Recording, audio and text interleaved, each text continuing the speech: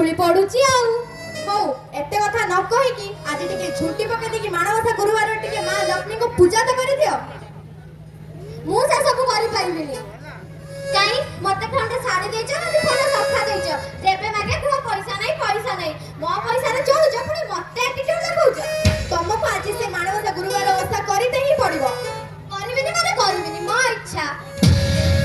मु तुम स्वामी मो कथा तुमको अलबत मानिते पड़िबो स्वामी ना घरर चाकर का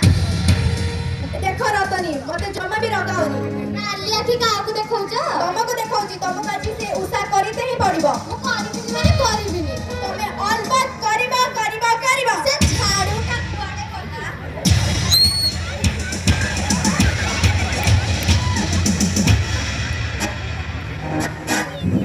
देखिले दर्शक एबे आधुनिक नारी चरित्र